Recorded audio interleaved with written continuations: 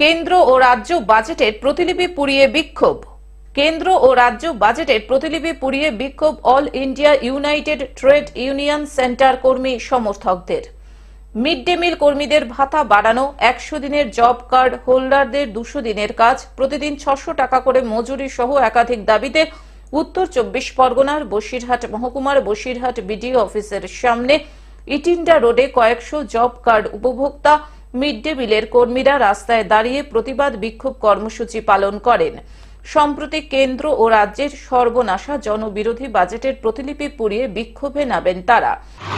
আমরা এআইইউটিউসি শ্রমিক সংগঠনের পক্ষ থেকে 7 দিন দাবি দিবস 11 থেকে 17 পর্যন্ত দাবি সপ্তাহ পালনের যে আহ্বান করেছিলাম, সেই আহ্বানে আমরা আজকে সাড়া দিয়ে আমরা এখানে বিক্ষোভ দেখাচ্ছি।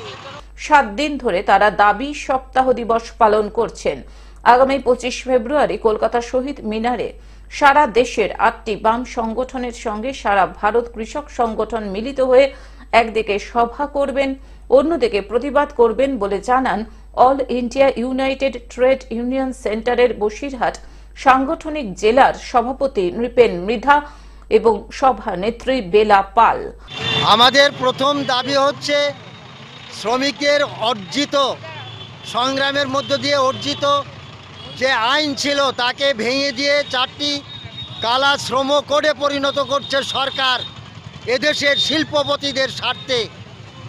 আমরা এই দাবিকে, এই শ্রম কোডকে মানছি না, এর বিরুদ্ধেই আমাদের লড়াই। বসিরহাট থেকে শ্যাম বিশ্বাসের রিপোর্ট, গ্লোব নিউজ। এখন থেকে গ্লোব টিভি দেখুন আপনার স্মার্টফোনেও। গুগল প্লে স্টোর অথবা অ্যাপল স্টোর থেকে ডাউনলোড করুন গ্লোব টিভি লাইভ অ্যাপ। এছাড়াও জিও টিভি অ্যাপ থেকেও দেখুন গ্লোব টিভি লাইভ।